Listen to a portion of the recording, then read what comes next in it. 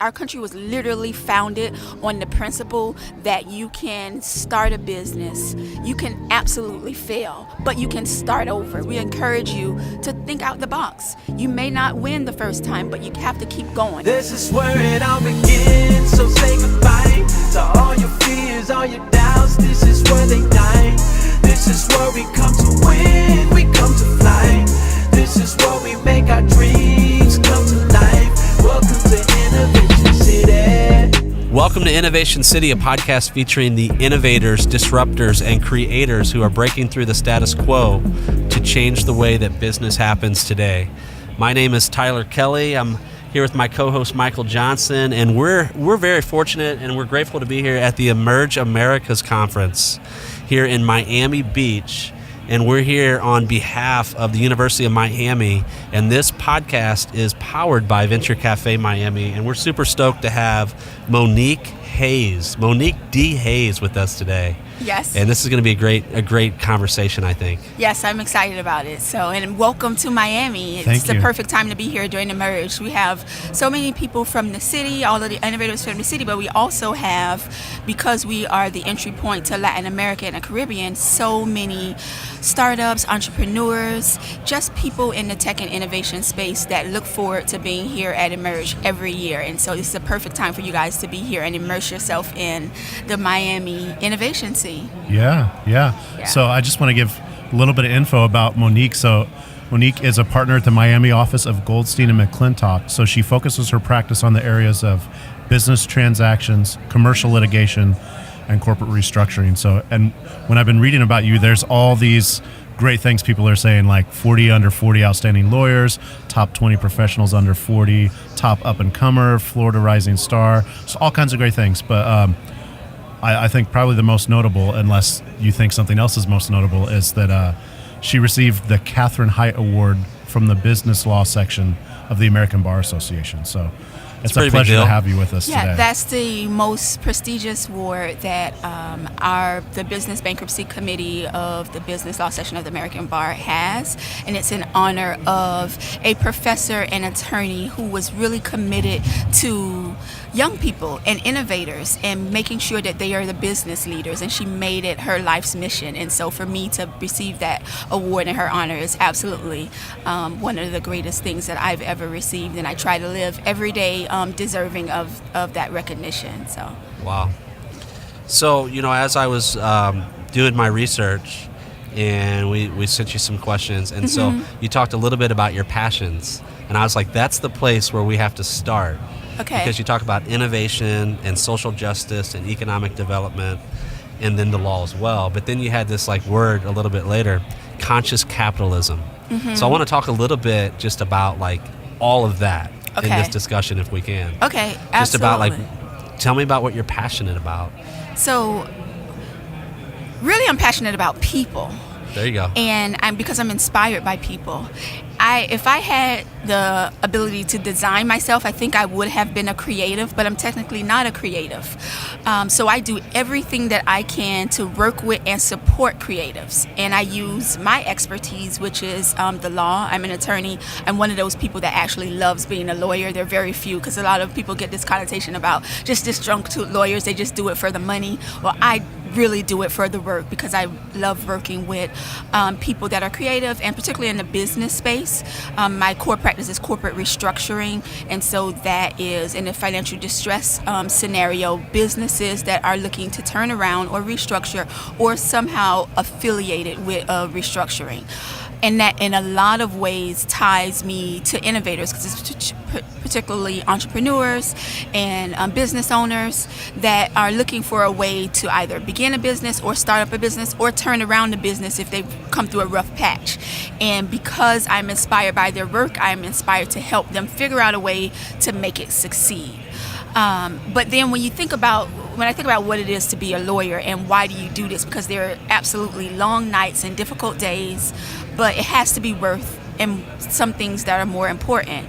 Early on, because I'm an alum of the University of Miami School of Law, and early on one of my professors taught me that when you're thinking about the law and when you're thinking about what it means to be a lawyer, what the value is, it's really figuring out a way to do well and do good. Like, because of course I'm a true Miami girl, so I like to go on vacations, I like to shop, but so meaning I need to be able to have this profession to do well for myself, but it's not enough to just do well for myself. You have to be able to say that you're doing good too. At least I have to be able to do that in order for me to sleep at night.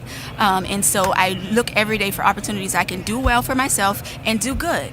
And this is an amazing space right now to be able to do that, because imagine helping a new business owner, a startup, figuring out a way to launch their business, but also protect it. You have to think, there's so much you have to think about it. Protecting your brand, understanding the relationships and rights that you have now when you move from the realm of the employee number one, founder, employee number two, and everything else, to actually having other employees and constituents that you're responsible for. And you have creditors, and you also have landlords, and you have lenders, everyone that you're answering to. You need to have some type of foundation that will allow you to move forward with your creative space, but also be protected in a world that there are so many challenges and pitfalls. So that's the role that I see myself in. And then when we talk about like conscious capitalism, and it could be part of because I'm inspired by the American dream. That's why I started being a bankruptcy lawyer, because I thought that was a way for people to realize that you can make a mistake. That's our country was literally founded on the principle that you can start a business, you can absolutely fail, but you can start over. We don't put you in debtor's prisons. We encourage you to think out the box. You may not win the first time, but you have to keep going, and that's what our laws and the bankruptcy laws were fashioned on. But then when you realize that we are so, I don't have a better word for it than to say that we're blessed to be Americans, because we are in this country that you can start something out of nothing, fail, and start over. You also have to realize that, so that's our capitalist nature, because you can like hit it big and you can do well, really well for yourself with your business. But because of all of the opportunities that we have that are not available to a lot of the world, then you realize that you can take a minute to be conscious about it. You can be a capitalist. You can make, and I encourage people, make as much money. Be greedy, but then be conscious about it. Figure out what you're doing with your money, how that money is going to also impact and increase the ecosystem. Figure out how someone's life can be changed by your capitalism. It doesn't have to be a vulture type of culture to be an innovator and to be a business person. You really can, and you should use the opportunity, because believe it or not, the top performers usually do the best when they're looking outside and seeing what type of impact, greater impact they can do. So that's what I think about when I think about conscious capitalism, just really being aware of the impact that you can have through your economic footprint. And it's like they say, you can't help someone else until you help yourself, right? Absolutely. I implore my clients all the time, if you have that vision, even my nonprofit clients, I'll speak about Venture Cafe, which is a nonprofit client of mine. I'm one of their founding board members, but I also do legal work for them. But it's a nonprofit, and it has an obligation to feed and grow this ecosystem. But that doesn't happen on air. Like, you need money in order to do that. And luckily, we have incredible partners globally that support Venture Cafe. But as a part of that, there's a recognition as well that in order for us to be successful in terms of preparing and supporting innovators in the community, then we have to be fiscally responsible. And so that is a part also of conscious capitalism. We can't take care of, you can't help anyone until you have sure footing underneath yourself. And so that's the first step. Anytime I speak with a client that has an altruistic or interest in having a social impact, I kind of reel them in and say, that's wonderful. We need to make sure that you can do it, not only do it once, but do it sustainably. Yeah. And the way that you do it in a sustainable fashion is by making sure that you have the streams of income and streams of resources that will allow your vision to outlive you, ultimately. So you're speaking a lot about vision and how vision motivates entrepreneurs, innovators. But I'm curious, like, what's your vision? What is it that you're trying to bring forth in the world? It kind of goes back to the point about conscious capitalism, and it's not about that I'm bringing forth capital. Obviously, we've run on the Western world, at least, has run on capitalism for quite some time. It's really allowing people to see other people more. That's what I would like to see. And so, and in our day-to-day lives, in our business lives, in our professional lives, being able to recognize the connection points between one another. There may be opportunities and synergies that you can see. I think the outlook that we should and could all adopt is just seeing other people and seeing their perspective and figuring out ways that you can help them on their journey, because we're all in some way on a journey. And then recognizing, for me, because I generally trying to look at the financial angle too. It could be also because I'm a bankruptcy restructuring lawyer. Then recognizing also ways that you can capitalize on that, capitalize on relationships, and that's not a bad thing, because you're ultimately seeing and connecting with people and using that as the leverage to connect you with another person, with another opportunity. So where's the best place for a person to start who's you mentioned a lot of people, they have like some sort of cause that they want to do, or an innovator or someone who's starting something. Where should they start so that they can bring forth whatever it is they want to do sustainably and not just that one time, like you said? I don't want to sound too opportunistic, but one of my mottos is start with the law. And so really start with the law. That's what I encourage every entrepreneur, innovator, business person. Not that you have to become a lawyer, or not that you have to even hire a lawyer immediately, but if you do need a lawyer, Goldstein and McClintock has wonderful attorneys. But no, just get an understanding, a framework and education about what it is that you're leaping into in terms of a venture, and then understand the legal parameters of that venture, and understand how you can protect your rights and your opportunities. That's really where I encourage people to start, because then even before you start to share your wonderful idea, that's when I say start with the law. I mean, make sure before you're sharing it, even if it's with your best friend, and even if it's your best friend that you're starting out on this venture of, just have a legal framework. Just have us say, this is where we want to go, this is what we both bring to the table, and this is what we would ultimately like to achieve in terms of a result. That's a baseline for any business person. And put it in paper. Speak to a lawyer and just say, this, we want to have a simple agreement for right now. We may come back when, once we have more substantial funds to be able to hire a lawyer on a full-time basis. But certainly before you start sharing your ideas, because you don't want, it's an investment. You don't want to lose that investment. So I absolutely say start with the law. Yeah. So Miami born and raised? Yes. And then you went to the University of Miami? Yes, I went to the University of Miami for law school. I went to the University of South Florida for undergraduate school. And little known fact, the University of South Florida is in Tampa, which used to be South Florida a long time ago. And then, at the University of Miami that's home, because I was, born and raised here and came back here for law school. So tell me about Miami. Like, how has it changed, like, in the last 10 years, the last 5 years? Like, what are you seeing out there? Oh, it's amazing. Miami has always been known for its hustle. So there's like the Miami hustle. There's always pretty much a large part because of the makeup of the city. So in terms of American migration to Miami, mostly from the Northeast. And a lot of times people say this is the sixth borough because there's so many New Yorkers here. But of course with New Yorkers, they bring that New York work ethic and hustle type of mentality. So that's infused in Miami. Then also Latin America and the Caribbean, where there are people that literally are ready. Because sometimes we can get complacent in the U.S. because of all the privileges that we have. But in Miami, there's such an influx, a constant and consistent influx of people that are hungry. Because they're hungry literally, but hungry figuratively as well, in terms of the American dream and wanting to build something. And so that in a lot of ways drives the development of Miami. Our real estate development, our tech and innovation center, you're right here at Emerge, and you can see a representation from all of Latin America in the Caribbean because they come here for business.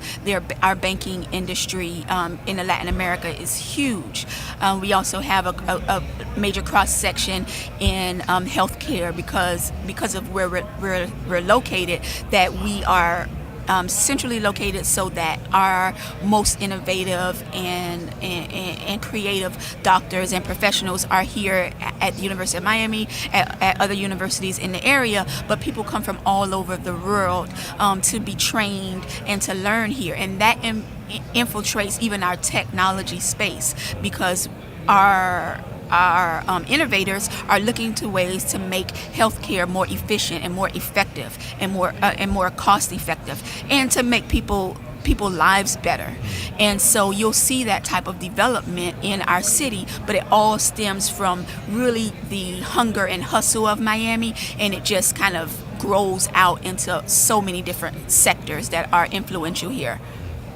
So I'm curious about that, because you talk about if someone's going to immigrate here, or if someone is looking for opportunity, then why Miami over New York or a place like that where there may be as much opportunity, besides like warm weather and the things that you stereotypically hear about Miami? Right. Like, what is it about this place? Well, obviously the weather is amazing, but the mix of people is also amazing. If you wanted to see what America is going to look like, it used to be in 20 years. It's really what America is going to look like in 15 years. Miami is a sliver representation of that in terms of multiculturalism. Yeah. But that also in terms of industry. It's also in terms of climate change. Like literally everything that we're seeing in the world, you can use Miami as a test case for that. But separate from that, I would say Miami, because compared to some older and more established cities, well, I'll say Chicago, where my firm is founded, or New York, even San Francisco or the Valley in terms of innovation, is because Miami is young enough that you can come in today with your amazing idea in any sector and really make a mark. Really make an innovative and leading mark without having to fight through questions about what family name you're from, what industry, what connection you have before people open their door to you and are receptive to your business ideas or the opportunities that you're seeking or offering. In a lot of cities, it's by what school you went to, what family name you carry, who you know. In Miami, it's really about your hustle, what you're going to present to the table. And so that allows for a more progressive stance on moving forward the American dream. So that's why I say Miami. We also have wonderful beaches. Yeah. But you can, if you're ready and you're ready to hit the ground running and don't want to have to go through the politics, although we do have some political influence here like anywhere else, but it's not to the point where you can't be accomplished or you can't start something without having a famous name or relationship behind you. Yeah. So if I want to chase the American dream, or I have whatever it is I'm pursuing, what are like the biggest challenges or the mistakes you see people making over and over? I know earlier you said like the basic legal structure, but what are the biggest challenges that people have? So I'll say communication, but that carries over into the law. So meaning and I'm assuming that this is not a solo business that's being started up. So there may be partners that come together, and people are you're doing the work, and because you're creative, you're doing what needs to be done. But no thought may be put into what the divide is going to be, what the responsibility is going to be in the long run, because life also happens in the course of your business developing. So you want to have a framework. So when I use the basic framework, I'm talking about a shareholders agreement or operating agreement in the case of an LLC, just to say just in case. I liken it a lot of times to a prenup. A lot of people don't want to talk about prenups, but you want to establish the groundwork before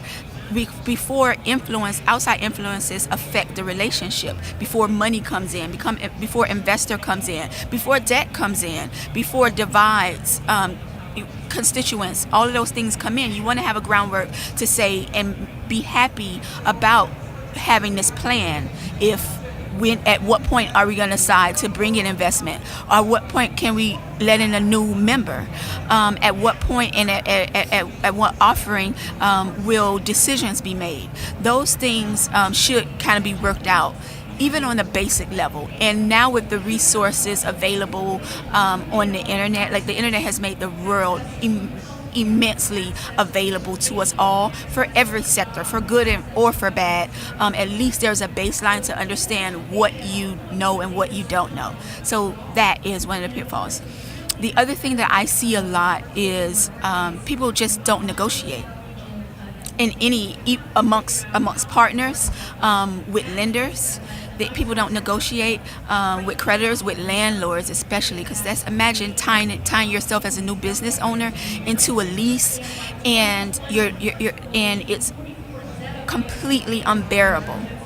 But it's a long-term lease, and that's your business. If you cancel that lease, you're susceptible to litigation from the landlord, but also your clients, your constituents. They need to see you.